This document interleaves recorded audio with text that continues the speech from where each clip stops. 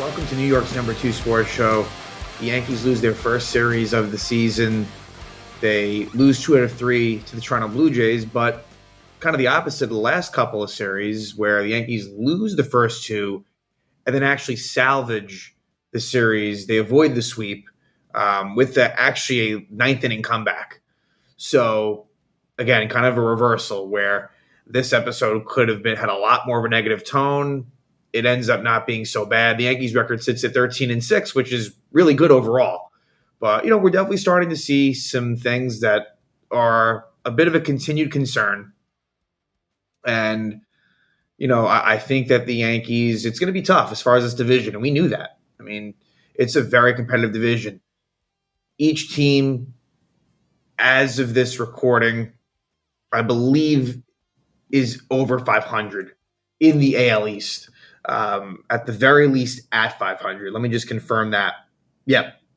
Every team is at least above 500. So you have your work cut out for you. And it would have been getting swept by the Blue Jays would have sucked. And look, the Yankees took 2 out of 3 at home. And then the Blue Jays take 2 out of 3 at home. So the Yankee road trip ends up being 3-3 at Cleveland and at Toronto. So look, would I have loved to have gone 4-2? Definitely. But this could have been a lot worse at the same time. So a lot to discuss. I don't believe there were any transactions that happened before the start of the Toronto series. Everything that we had discussed had happened, during the Cleveland series. So the roster stayed the same. But let's just jump right in.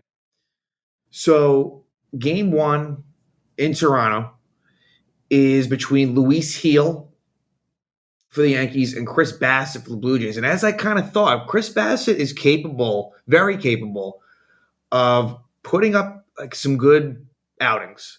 And that is what he did. He ends up going 6 1/3 innings, 4 hits, 1 earned run, 2 walks, and 5 strikeouts. And for Luis Gil, the command, the fastball command, it's just not consistently there. It was actually a line that has never happened in Major League Baseball. It was so unique. His line was 5 innings, 3 hits, 3 earned runs, 7 walks, and 6 strikeouts. And the reason why it was so unique is if you have 7 walks, like you're probably not making it through 5 innings. So it's kind of amazing that even happened. He throws 99 pitches. Gil's got electric stuff, but it's a pretty big concern that he can't find the plate. I think he's someone that you got to stick with, for better or worse. Look, could you have Cody Petit replaced in the rotation? You could, but there's no reason to pull the plug on Luis Gil in the rotation. I will say this though: if you were to him from the rotation, you got to consider. Although I kind of want to keep his development and growth in the right way, he probably would be an intriguing bullpen arm just for the arsenal that he has. He throws 100, that can play in the bullpen. But the same issues might exist. And so it's more frustration because I like Luis Gil. His upside is really high, but 7 walks in 5 innings is just insane.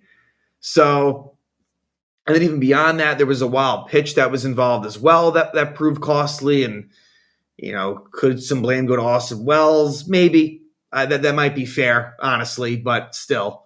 And in this game, it was Trent Grisham starting in center and Giancarlo Stanton out, and thus Aaron Judge was the DH. And that's kind of been the theme. You're not going to see Jahmai Jones start. You're not going to see Kevin Smith start. And then obviously the catchers is interchangeable between Trevino and Austin Wells. And then every so often Stanton will get the day off, and then Grisham will come in. It's been Trent Grisham doesn't have a hit yet as a Yankee. It's been tough. And for Grisham, there's been some base running, there was a caught stealing. Just nothing is happening for Grisham, and expectations were low, but it's probably even worse than that. And if when Jason Dominguez comes back, I don't know, Trent Grisham may not be guaranteed to be on this team, but that's a ways away anyway. But yeah, I'm going to do a quick sort of summary player-wise of how they did in this series, and then we'll go through each game. For Anthony Volpe, tough series for Volpe. Definitely his toughest one so far. And it's funny, like his batting average still sits. The numbers are still really good because of how great he started. But for Volpe, certainly at the plate, game 2 was the toughest. I think he might have struck out 4 times. I'll confirm that once we get to game 2. But yeah, just was not great for Volpe. Juan Soto, he was unbelievably good in the game the Yankees won. I think he might have reached base in all 5 plate appearances, including a home run, RBI double. Like he was involved in just about everything you could ask for. So that's what comes to mind for me with Soto. Judge had a horrible series up until he gets the big hit in game 3. So Judge's numbers are ugly. They are pretty ugly. Like he's in the 180s batting average wise. Obviously the walks are still there, but he was like 0 for 12 with 7 Ks in this series until he has the game-winning 2-run double in the 9th. Anthony Rizzo, it's just he was robbed. There was some bad luck involved in this series, and I think especially to game 2. But for Rizzo, the defense is still not good at all. You don't feel good about that. And I don't think he was charged any errors in this series, but there was at least one where he absolutely could have been. So yeah, I don't know if I'll go into that. I probably won't with Rizzo as I kind of skim through each game. So wanted to get that out there. And then for Glaber, same sort of deal. It's been a really rough go. He doesn't look good at the plate. He did get a big single in the 9th inning of game 3, which was important. But for Glaber, the defense was absolutely bad. So that's like still the talking point. And this is where, and luckily the Yankees won game 3, but this is where losing to Cleveland in game 3, while at the time it was like, well, it's another series win. It had me thinking for sure. It's like you gotta look, when you can grab a game, you gotta do it, because now it feels like the Yankees are kind of, trending a little bit downward. They were able to kind of stop it, luckily, but they did have a 3-game losing streak. But anyway, Glaber, the defensive struggles really continue. And Aaron Boone, look, he's the manager. He's going to do this. He's really been steadfast in defending Glaber. And it just reminds you, he's just so damn frustrating. Because, look, last year, offensively, he was pretty good. He probably hovered around about an 800 OPS, if I remember correctly. So, like, for Glaber, but defensively, there were, mental miscues and just things like that. And so it's been, Glaber kind of is what he is at this point. He's young, relatively speaking, but he's been in the league since 2018. So Alex Verdugo,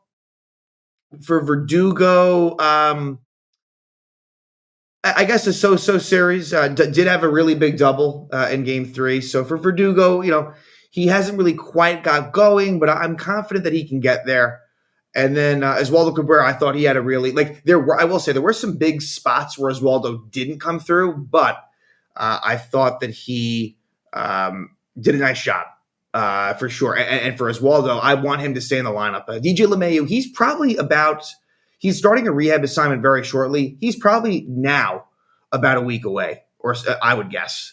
He will be back by the end of April at latest, and probably before that. And when he does come back, I don't want to see Oswaldo lose playing time.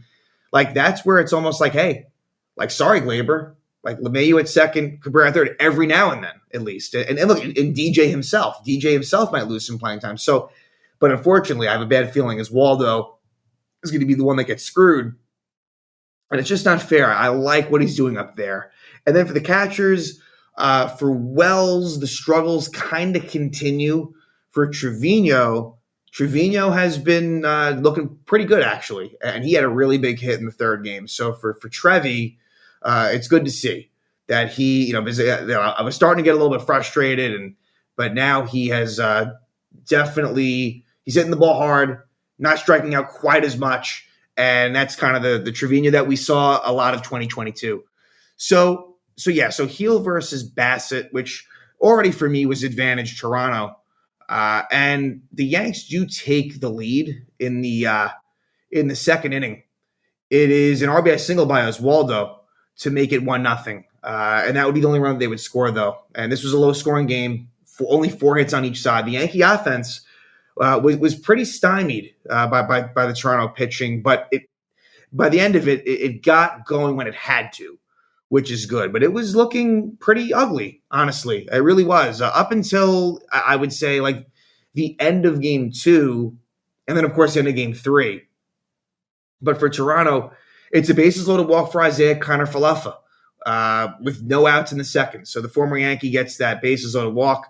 And then after a Kiermaier strikeout, it's a wild pitch by Luis Seal. And I guess I would have liked for Austin Wells to have stopped this, but again, like it was just, these are not the innings that you want.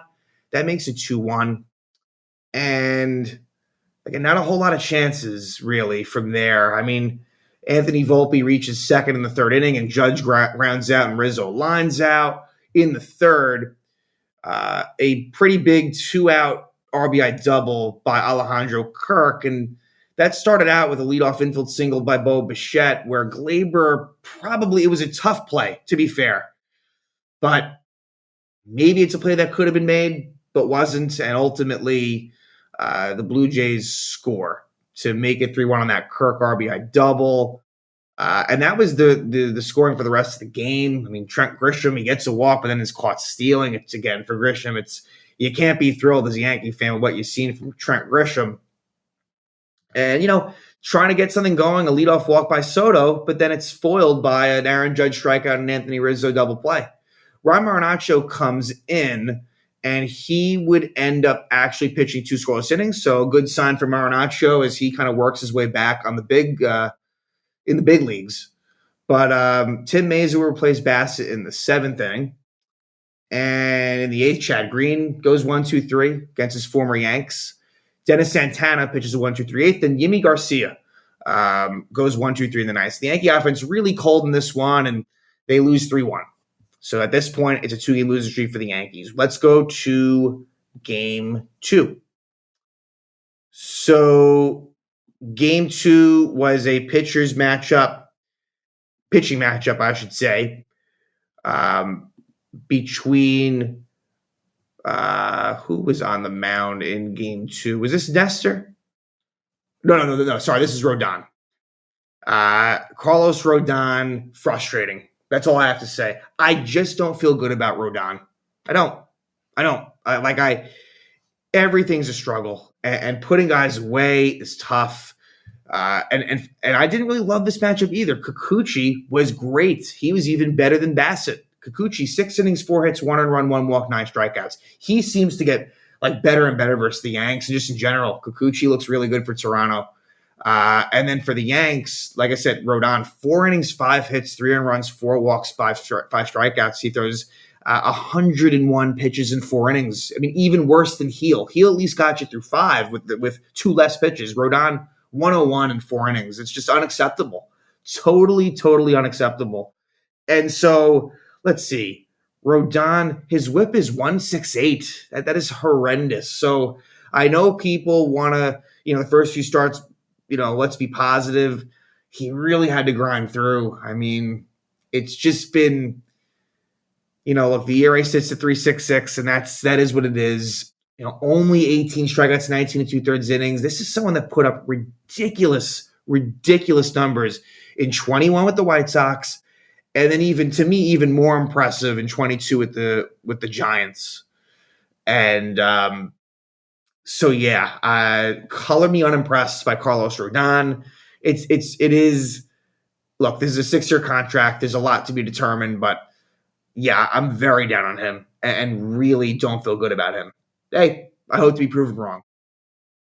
So, yeah, in this game, the Yankees kind of, the rally just fell short. Whereas in game 3, they got it done. Where the Yankees kind of catch a break a little bit in both of these games was the fact that Jordan Romano and Eric Swanson both made their season debuts. Romano in the 9th inning in game 2, Swanson in the 9th inning in game 3. So they were thrust into some big spots with it being, coming off of injuries. So I don't know. I mean, we know that Romano is typically their closer, so that makes sense, I guess. But maybe John Schneider would have wanted to do that over if he could. With the Blue Jays, it feels very committee based, but Romano is kind of the guy. But like they have Yimi Garcia, Chad Green, Swanson, Tim Meza pitches in some big spots. Trevor Richards is a pretty good pitcher. They have a bunch of, it's a pretty deep pen, but not over, but at the same time, it doesn't feel overly impressive or imposing either. So game 2, yet again, Yankees score first in the top of the second. And this time, it's a Jose Trevino RBI single. And what happened with this one was Giancarlo Stanton, he just doesn't have a second gear. Stanton should have been out by a mile. Now, anyone with a bit of speed would have scored on this, but Rojas sends him home. And luckily, Danny Jansen just drops it. I'm not sure what happened, but he was going to be out. Like that would have been kind of an embarrassing situation, and it probably would have been shown on a lot of replays. But luckily, Yankees score on it. But something to kind of keep in the back of your head. So that makes it 1-0 off of Kikuchi. But then in the third, Rodon starts to unravel a bit. It's a Justin Turner sac fly. And honestly, it could have been worse. What I'll say about Rodon is he's been able to get out of jams this season for the most part. That's why he has a high whip, and the ERA is not awful compared to how many base runners he's let on. Fourth inning, though, it gets away from him, and little bit of unluckiness, I guess, to be fair, that kind of starts it off. But you can't really walk Dalton Varsho with 2 out. And then it's a double steal, Ernie Clement and Dalton Varsho. He walks George Springer, and that's tough too. And so then it leads to a bases loaded 2-out spot where Vlad Guerrero gets a 2-run single. That was really big. And so Rodon was kind of doing what he had to. And then that happens. And then for me, it's like, all right, well, you fucked up. So makes it 3-1 Blue Jays. Luke Weaver comes on in the 5th, pitches a scoreless 5th. 6th inning, Soto leadoff single, Judge fly out, Stanton strikeout, Rizzo fly out, and that would be all for Kikuchi. In the 6th, Weaver starts out with a leadoff double by Ernie Clement, who's done well against the Yanks in the early going of the season. And then this is like where Gleyber Torres has a rough 6th inning. It's a kind of left foot ground ball to Gleyber, and he decides to be aggressive and throw Clement out at third. Now, look, I admire the aggressiveness, but it took a perfect situation to get the out. Originally, Clement was called out on the field, but it was correctly overturned. Oswaldo Cabrera just didn't get the tag on him. So for Gleyber, it's more just it's in conjunction with everything else. But all right, that happens. Then Dalton Varsho strikes out. Then Nick Birdie comes on. And it ends up being a situation where Connor Falefa tries to steal second. It's a good throw by Trevino, but Gleyber is unable to hold on to the ball. And good. They ended up changing. Originally, the error was given to Trevino, which made no sense. They changed it to Gleyber, which is good. And Gleyber, so he has 3 errors this year. How does Gleyber only have 3 errors? It should be. That is a lot at this short stage of the season, but it should even be more than that. But Gleyber just simply drops it. Not only does he drop it, the ball goes away from him, so he doesn't get to get out there. And then Clement scurries home from third base. So Gleyber messes that up completely, makes it 4-1. There should have been an out there. And then they score another run. Springer walks, then Guerrero flies out. So it is, first and second, 2 out for Bo Bichette. RBI single makes it 5-1. It shouldn't have gotten to that point. At most, it should have been 4-1, that inning, at most.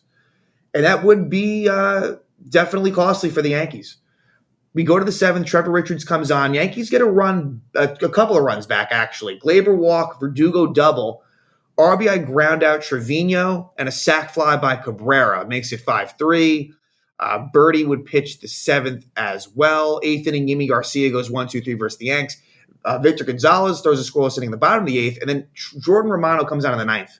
He was pretty fortunate because Anthony Rizzo lines out to the left fielder Dalton Varsho, who makes a really nice diving catch. Really nice play. And then Gleyber's hit by a pitch. Verdugo doubles, and when he hit this, I'm thinking there was a chance that maybe this goes out to right field, but just short. That would have been a game-time 2-run homer. So 2nd and 3rd, 1 out, and Romano's able to get out of it. It's an RBI ground out by Trevino. Now, at the time, I'm thinking you could have considered going to Austin Wells. Like, I don't have a problem with it because Trevino's been better lately. But a couple of curious decisions by Boone. In Game 3, we'll talk about it as well, where Genesis Cabrera was on the lefty, and they kept Wells in there. That one was honestly more surprising. They didn't go to Trevino right then and there, but we'll get there. But then runner on third, 2 out, down by 1, and Oswaldo Cabrera grounds out to end the game. Blue Jays win the series, and so that's the Yankees' first series loss of the season. And the Yankees, at that point, had a 3-game losing streak. Game 3. Yankees show some resolve and get a it's a pretty big win. It really is. It's a big win. And it was Marcus Stroman against Kevin Gausman. And this was a much better start for Gausman. It wasn't vintage Gausman, but much better than a start at Yankee Stadium. He goes 5 innings, 4 hits, 1 run, 3 walks, 6 strikeouts. So he didn't go deep. Gausman threw 100. Like the Yankees, they worked. He threw 101 pitches in 5 innings.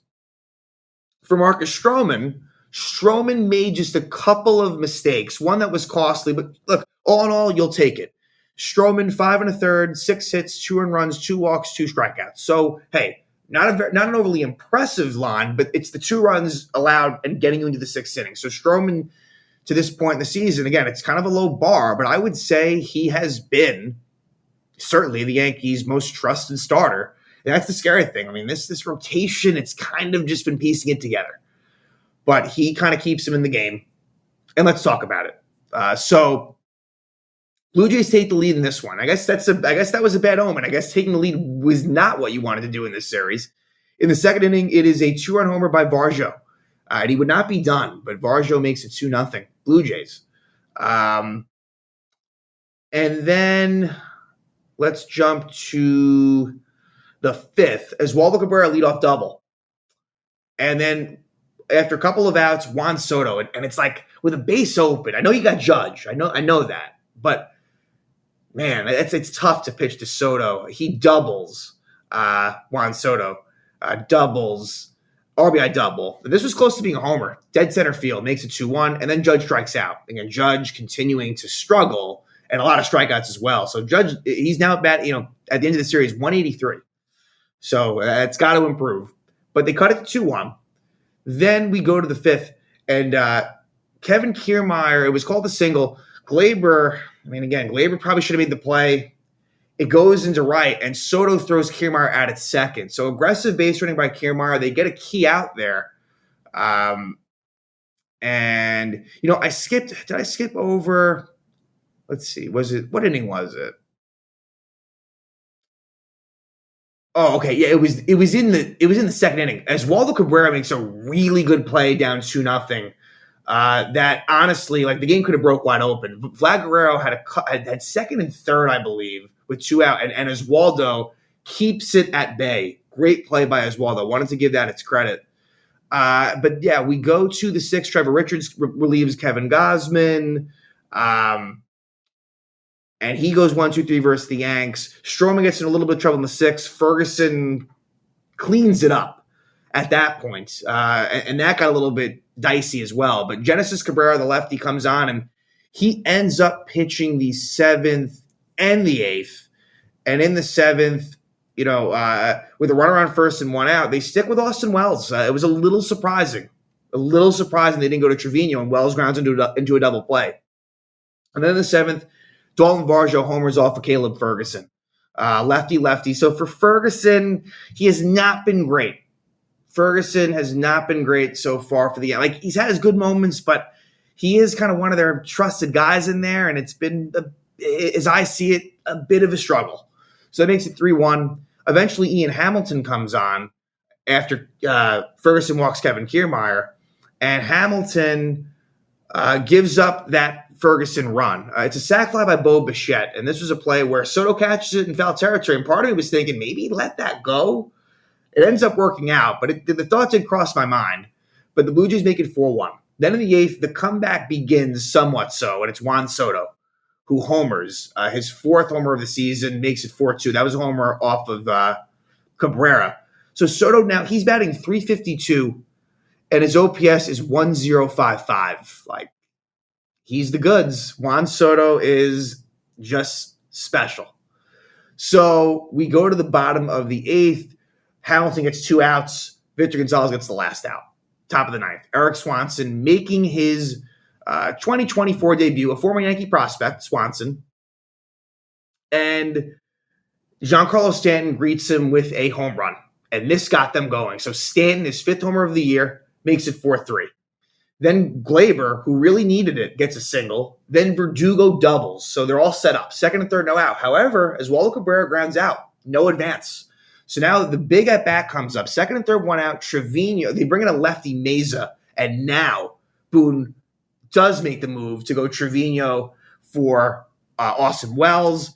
And with the infield in, and luckily it was in, because if the infield was back, I don't know, this probably doesn't work out. Trevino hits a line drive off of the glove of Connor Falefa. And so it's an RBI single.